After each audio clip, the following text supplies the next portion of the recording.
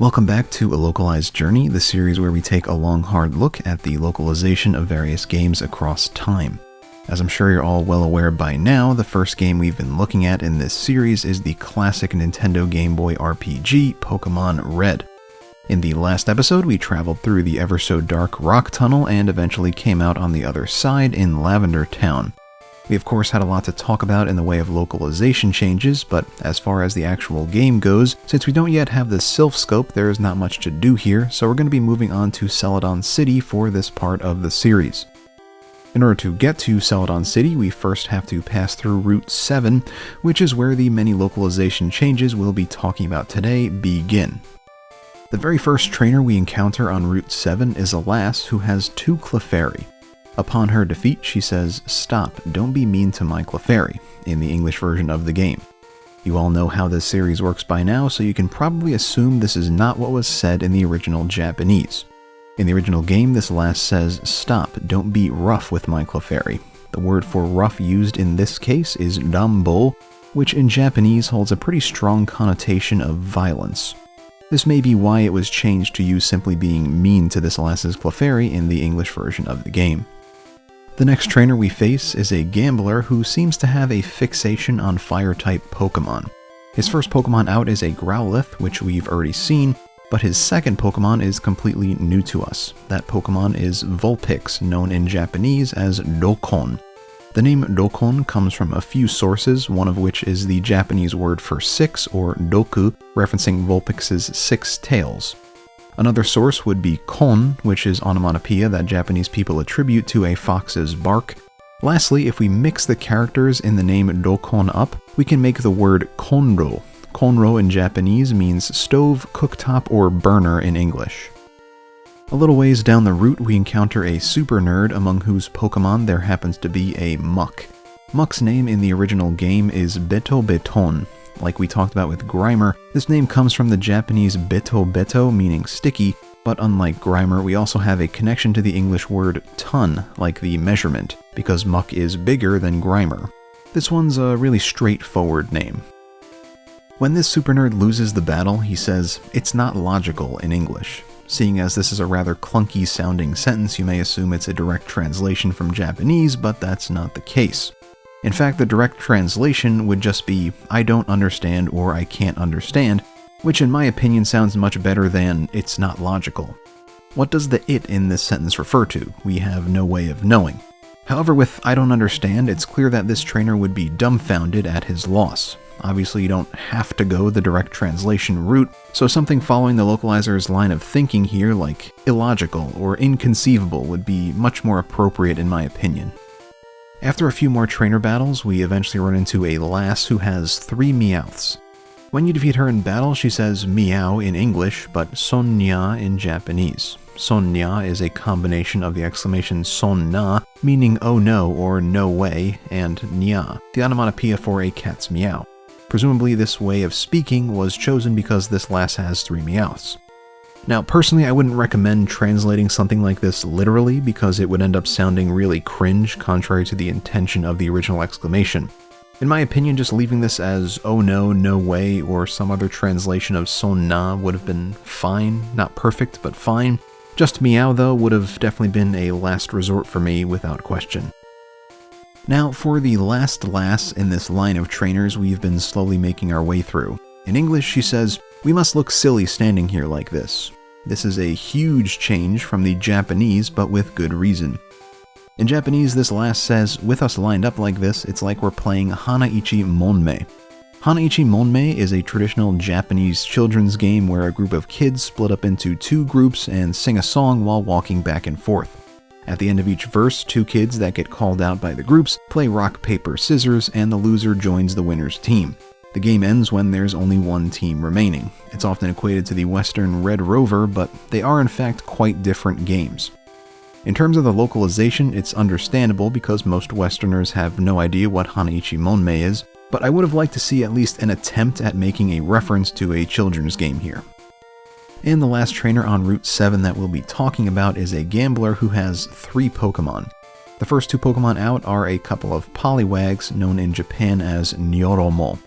Nyoromo comes from the Japanese Nyoro Nyoro, which is another onomatopoeia, this time referring to slithering or wriggling, and mo, meaning algae or seaweed depending on where it's used. The other Pokemon this gambler has is a Poliwhirl. Poliwhirl is called Nyoro Zo in Japanese. As you might assume, this also comes from Nyoro Nyoro, with the Zo here likely coming from the phrase Zottosuru, meaning to shudder or to feel a chill in a typically negative way. The language used here in Japanese gives off the feeling that the designers wanted the Poliwag line to be kind of gross or unsettling. I personally find them cute, but I guess that's up to individual taste. Following this battle, we finally make our way to Celadon City by way of an underground tunnel.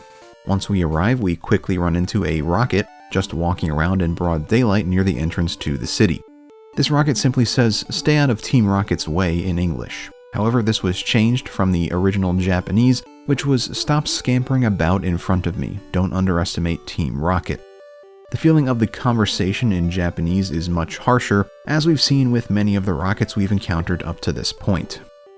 Later on, a gentleman tells us that he evolved his Poliwhirl into a Poliwrath by using a water stone. Poliwrath's Japanese name is Nyorobon, and once again this comes from Nyoro Nyoro, as you might expect. The bone portion of the name has many possible meanings.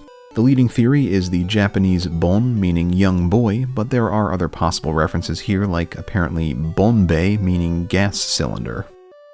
Next up, we take a little walk around town to find this city's main sign. This sign tells us that Celadon City is known as Tamamushi City in Japanese. Tamamushi Iro is the color of a bug known as the Tamamushi or jewel beetle. This color, if you can call it that, changes shade based on the lighting and angle with which you view it, typically ranging from metallic green to metallic purple. This may be a reference to the fact that on the surface, Celadon is a peaceful and prosperous city, but when you take a closer look, you find it is also a den of evil and debauchery. Maybe I'm just reading too much into things though.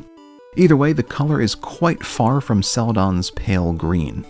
Towards the south side of the city, we find another rocket who once again went through some changes during localization.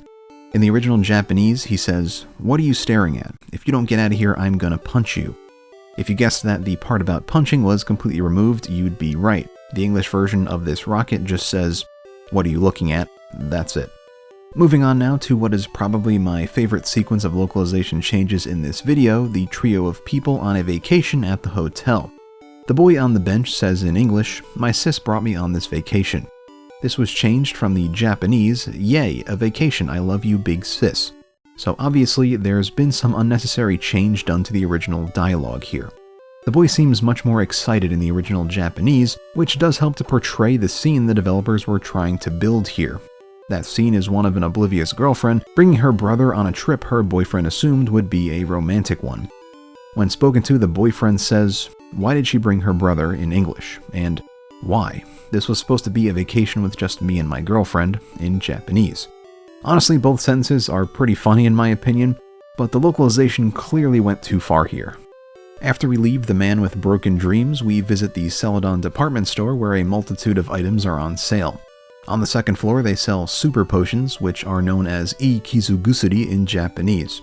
This literally means good wound medicine. We've already been over the change to potion, so I'm not going to run through that whole thing again, but the change from good to super is a bit odd. The original word doesn't really imply anything as grand as super potion does. It's just a good medicine. If anything, I'd say the Japanese version devalues the base potion more than it elevates the super potion, because it's basically saying that the potion isn't good enough to be called good. The super potion, on the other hand, makes this thing sound like the best thing since sliced bread. It's obviously not a huge deal, and it's of course up to individual interpretation, but that's how I personally see the naming schemes here. This same vendor also sells revives. Now, with a name like Revive, you'd think it came right out of the Japanese version of the game, but that is anything but the case here. The Japanese name for Revive is Genki no Kakera, or Shard of Vigor. The implication being that by using this item, you're restoring vigor, pep, or energy to your Pokemon. Like we've seen with some other items thus far, the Japanese name is much more interesting. Reading the English name makes me feel absolutely nothing at all, while the Japanese name basically tells a whole story in just a few words.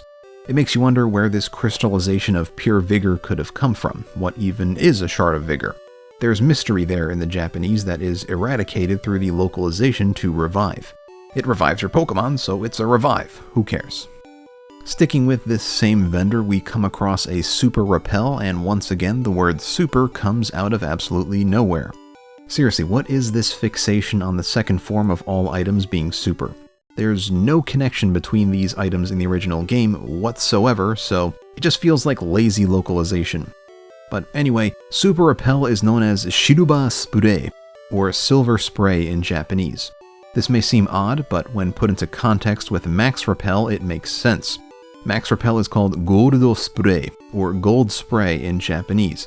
So clearly super repel was meant to be the version of repel that's second best to max repel, hence silver and gold. At this point in the game, I'd once again become full-on items, so I had to clear some space. I decided to teach Body Slam to one of my Pokemon, and wouldn't you know it, Body Slam has a different name in Japanese. In Japanese, it's known as noshikakari, which means lean on, apply your weight to, or lay on someone or something. Very different to a body slam. This is why when the move is portrayed in the anime and some games, it's not as flamboyant as one might assume. If you remember last episode, we talked about some of the various X items in the Pokemon games and their Japanese counterparts. Well, thanks to the Celadon department store, we now have the rest to go over. X accuracy is known as yoku ataru in Japanese. This is a joke on the phrase yoku ataru, meaning to often hit the target or to have good accuracy.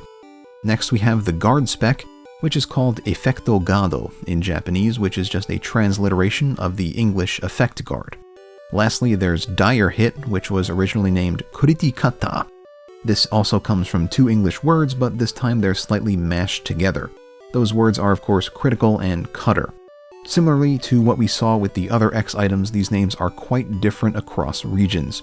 The only justifiable change here, in my opinion, is of course yoku ataru, because that word actually makes no sense to an English speaker, but still X accuracy seems a bit lazy to me.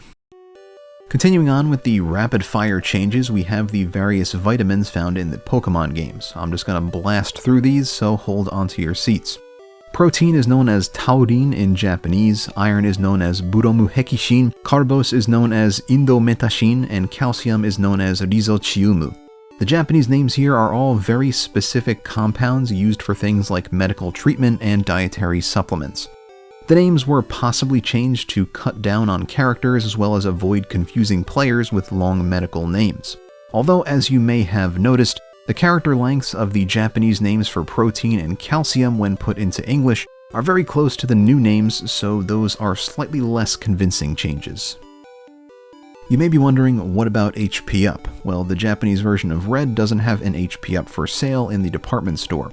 We've talked about the naming before when we found one in the wild, so that's not a problem, but it is odd that you can't purchase them. I'm not sure if this is something that was changed in the Japanese Blue version, which is the base for the American Red, or if it's a Western-only thing, but either way, this is something that was changed at some point.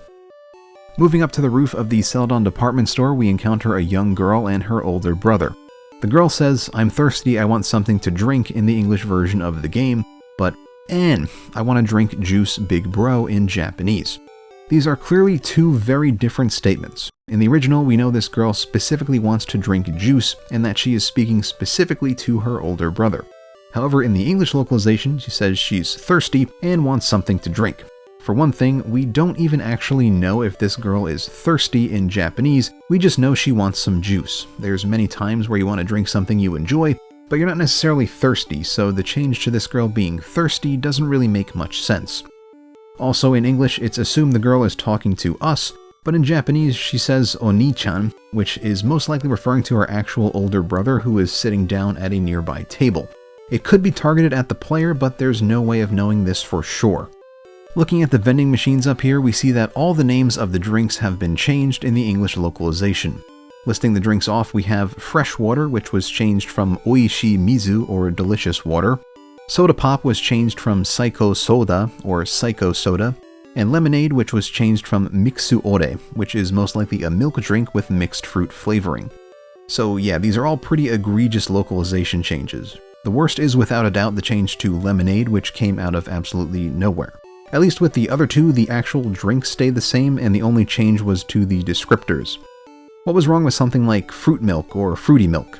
You definitely could have made a more faithful name work here, which is exactly what you don't want to see when examining localization.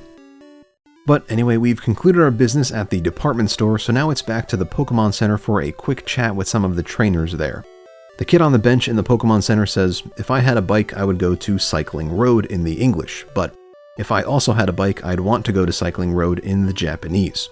The key difference between the languages here are the fact that the boy says if he also had a bike in Japanese, and that he'd want to go to Cycling Road. In my opinion, the original is more straightforward in pointing you towards Cycling Road as a future goal. The localization does this as well, but the indication that this is an important place to visit is not as strong. The girl on the right side of the Pokemon Center also talks about the Cycling Road, but that's not the issue I have with the localization this time. In the English, she says, I rode uphill on Cycling Road from Fuchsia, and in the Japanese, she says, I came from Fuchsia City, but because Cycling Road is uphill, I got tired. The part about her being tired was completely removed, as you can no doubt tell. Even if you want to go with the idea that stuff like this was cut down because they didn't have enough space, which is a really bad excuse in my opinion, for reasons I might go into in another video, there are several ways you could have made this sentence more faithful while maintaining a similar amount of text. The English dialogue I rode uphill on Cycling Road from Fuchsia is 42 characters. Some examples of better localizations off the top of my head would be, taking Cycling Road from Fuchsia is tiring, which is 43 characters. The uphill ride from Fuchsia tired me out, which is 41 characters, and Cycling Road is tiring on the uphill from Fuchsia, which is 49 characters. In the first two examples, you lose some information to save on characters, but it's information that, if not there, can be found out later or inferred. You don't just flat out lose the idea that this girl is tired. The last example has slightly more characters than the localization, but manages to include all the pertinent information from the original text. Obviously, a faithful localization would be the best option, but if you really didn't want to go with one, these options would all accomplish what the English localization does, as well as stay a bit more faithful to the original. Like I said, I personally don't buy the lack of available space excuse for a number of reasons, but even if there really was no space, that doesn't mean you have to give up on more faithful localizations. Moving over to the prize exchange now, we run into a man who had a good day at the game corner. In Japanese, he says, "Gahaha. I made a ton, I made a ton. I wish every day was like this." While in the localization, he says, "I had a major haul today." Once again, this is an example of cuts being made to the dialogue for whatever reason.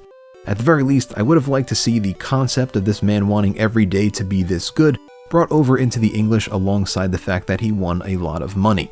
That would be the bare minimum for a complete localization of this interaction, in my opinion. Outside the prize exchange, we read the sign, and in Japanese it says, "Coins into big prizes, prize exchange." This was watered down to coins exchanged for prizes, prize exchange. The Japanese here is a bit tricky to translate because it doesn't sound supernatural in English, but it is 100% possible to have a more faithful translation here. Something as simple as adding the word turn to the beginning of the sentence would make it sound more natural in English, and then you could just leave the rest of the text as it is. That would make the sign say, "Turn coins into big prizes, prize exchange." And just in case you were wondering, this new localization would have the same number of characters as the actual English localization, so there's no excuses to be made here. Next, we head inside the actual game corner and talk to a nice lady who seems to be enjoying herself. In Japanese, she says, "Slot games are fun. I forget that time's passing." This was localized into English as, "I'm having a wonderful time." There's clearly no defending this one. It's just so far off from what the original was for absolutely no reason. Usually when we see lines get cut down, at the very least the first sentence or so is left intact, but that's not the case here. It's possible that they wanted to remove any direct reference to the word slots for rating purposes, but I can't be sure of that. Whatever the case may be, this is one of the worst localizations we've seen in a while. At the restaurant where we receive the coin case, the owner has seen a bit of strange localization. In the English version of the game, he says, "Hi, we're taking a break now." This is very different from the original game where he says, "Welcome, sorry it's nothing but regulars." In no way does this imply that the staff is taking a break. The owner simply apologizes that the customers here are largely regulars of the establishment. In terms of why he apologizes, well, that's probably because the atmosphere of the restaurant may be very regular customer-centric, which wouldn't be super welcoming to a new customer like us. At least that's what I made of this statement. Either way though, the localization here is way beyond the level of just making things understandable for a Western audience or saving on some characters. I know we're jumping around a lot, but over in the Celadon Mansion we speak to the manager who also has had a bit of localization trouble. In Japanese they say, "When I'm surrounded by Pokemon, even living alone isn't lonely." There's more to the dialogue, but it's basically the same across regions, so it's not important for our purposes. In the English game, the manager says, "My dear Pokemon keep me company."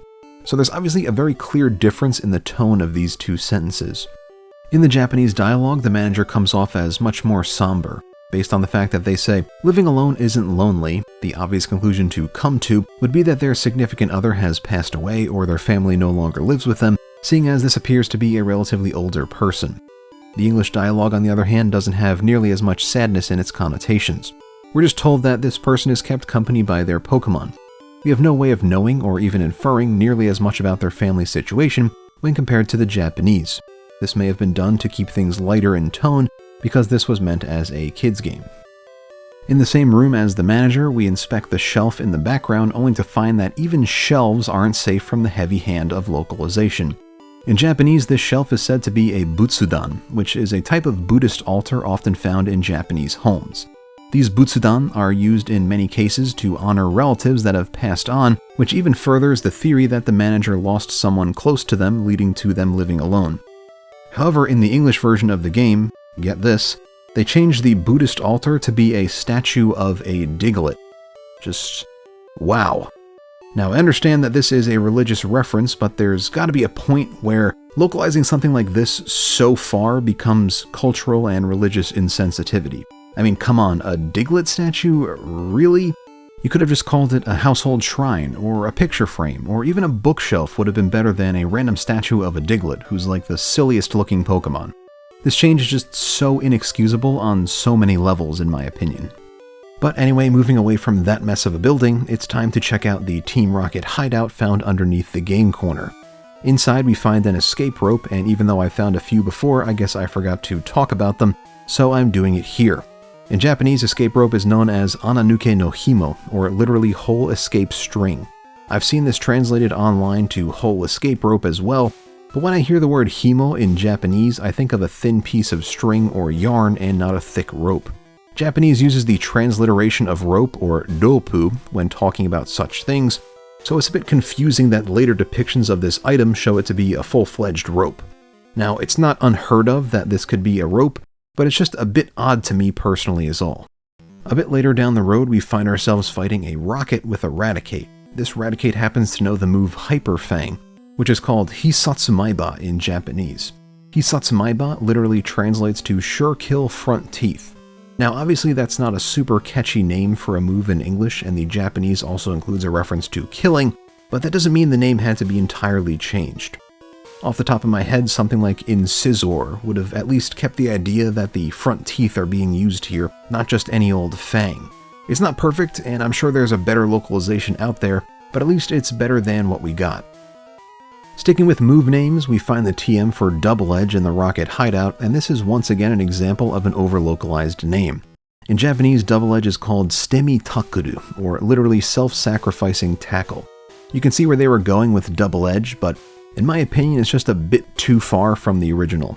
Once again, this is just off the top of the head, so don't expect anything great, but tacrifice or sacrifice with CK, so it's like the kind of sack that's a tackle or an attack on someone or something.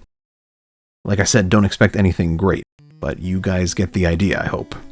Later on, we encounter a rocket, and if history has taught us anything, this rocket will be much nicer to the player in English. And what do you know, that's exactly the case.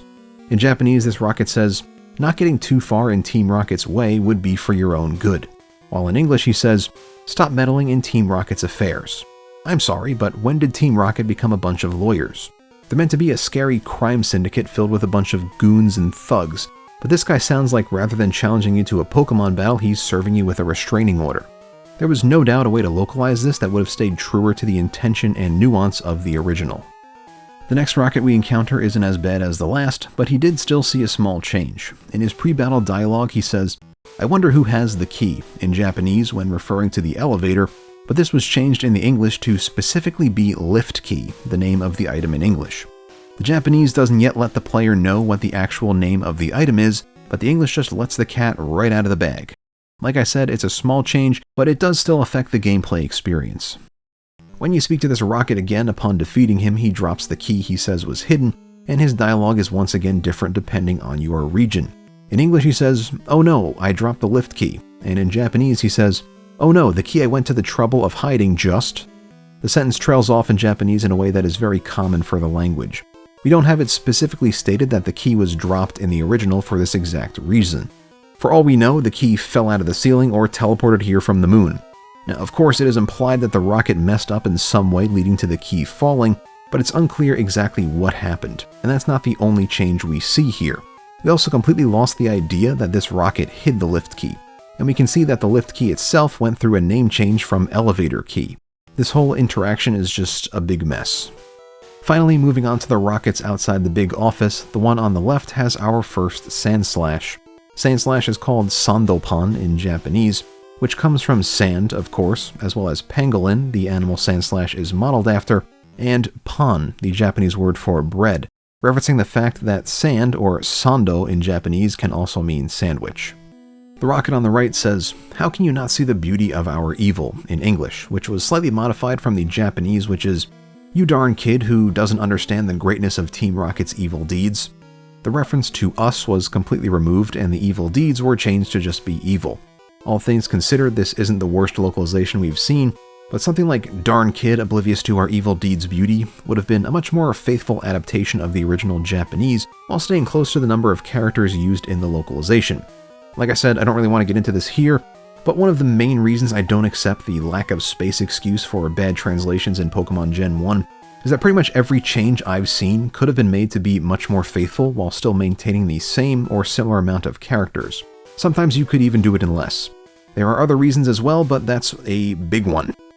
When we beat these two rockets, the door opens and we can confront the Team Rocket boss. In English, his name is Giovanni, which is a localization from the Japanese name Sakaki. The name Sakaki comes from the Japanese tree of the same name that is considered to be sacred in the traditional Japanese religion Shinto. Now, personally, I've always liked the name Giovanni for this character, but this has to be the worst name localization we've seen so far. I mean, they're not even close in meaning, references, or phonetics. I've mentioned this before, but when it comes to names of characters, I'm the type who prefers no changes whatsoever. Meaning if I was localizing this, Western kids would have battled Sakaki, not Giovanni. I just don't think there's ever a good reason to change a proper name. But anyway, Giovanni's pre-battle dialogue is much longer in Japanese. He says, "Team Rocket, who constantly use Pokemon from all around the world in their evil plans to make money, I am their leader, Sakaki. If you're going to go against me, I'll have you feel some pain." So yeah, all of that was removed. You can say lack of space all day, but this was really important information. This should have been left in the game, even if it meant cutting back on other aspects. Giovanni also has some new Pokemon for us to go over, namely Rhyhorn and Kangaskhan. Rhyhorn is called Saihon in Japanese, which comes from Sai, meaning rhino, and Hon, the transliteration of horn. The name Rhyhorn is actually really close, unlike what you might initially think.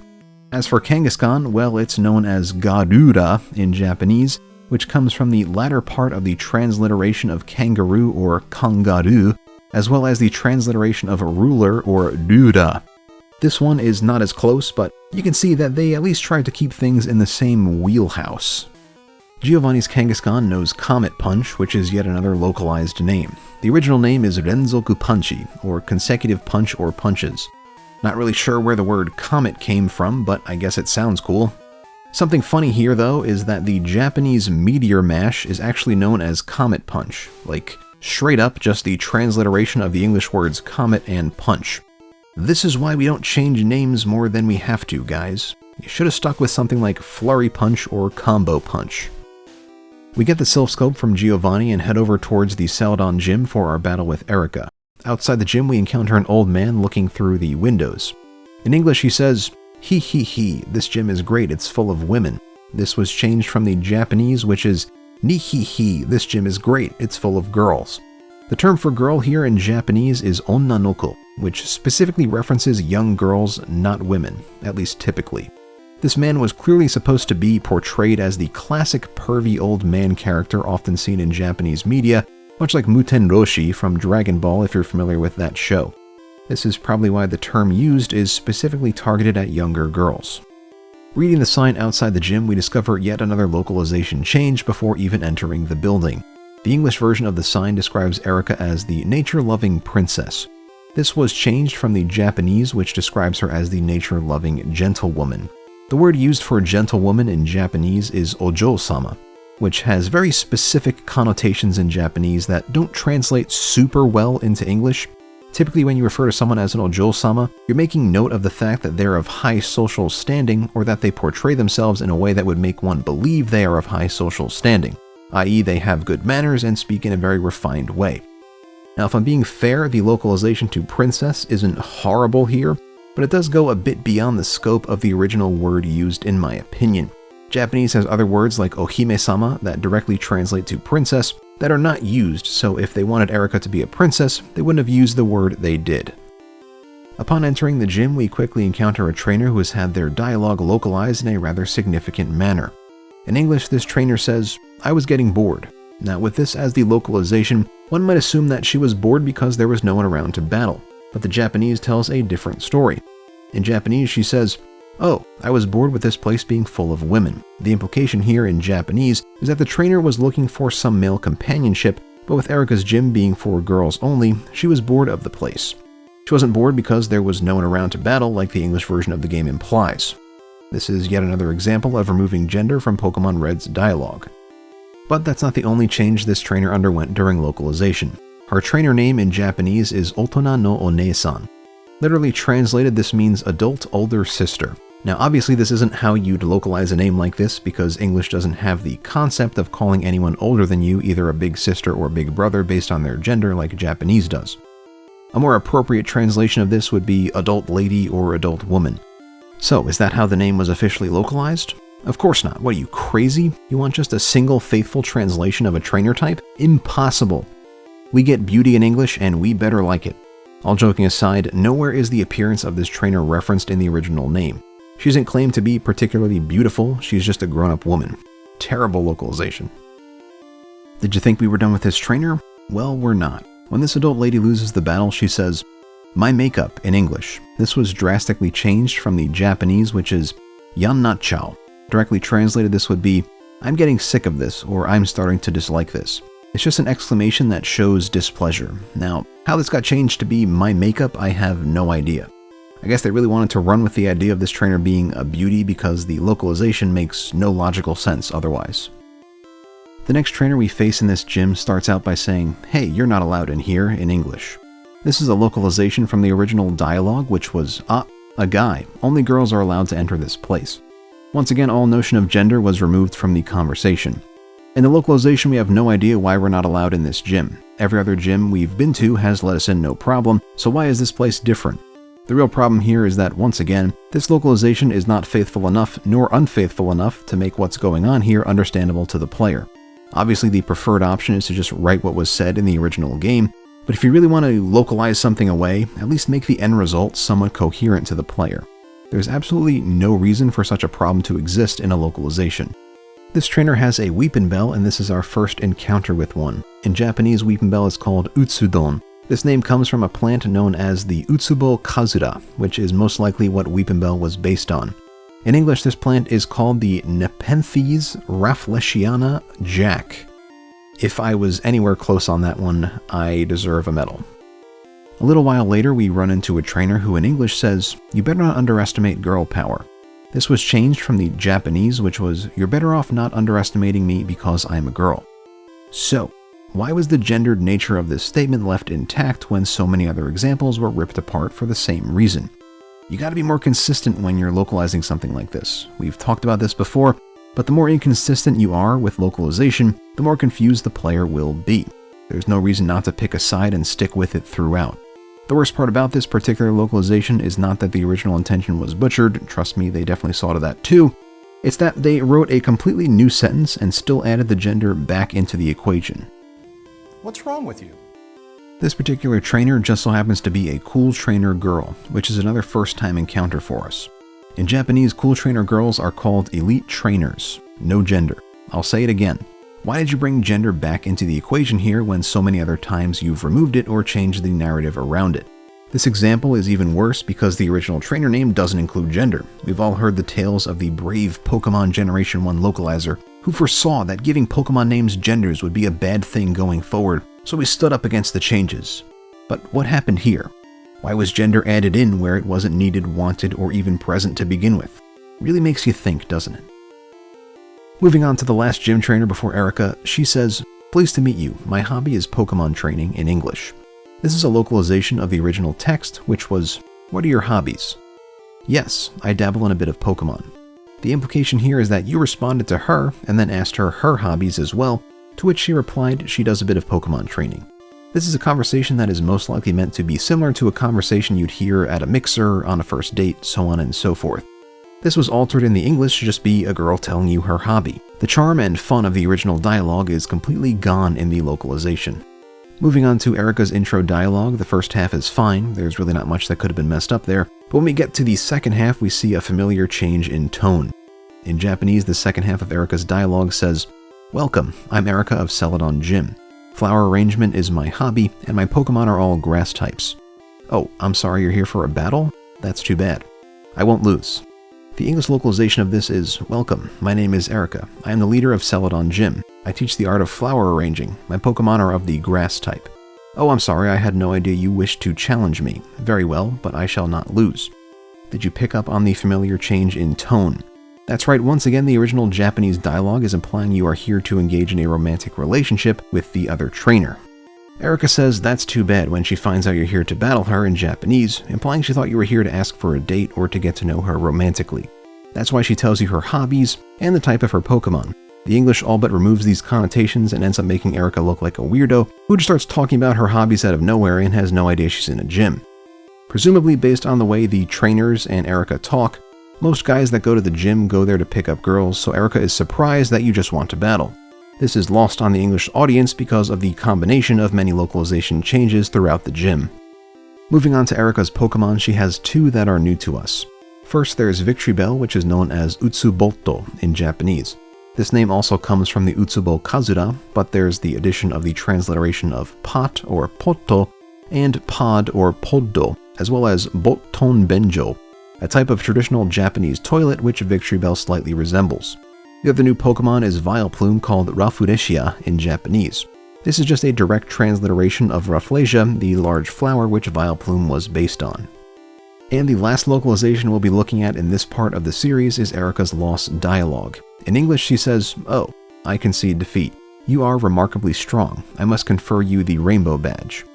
The original Japanese, on the other hand, is, "I concede. As expected, gentlemen are quite strong. I guess I have no other option than to provide you with this rainbow badge." And once again, we see the removal of gender from the equation.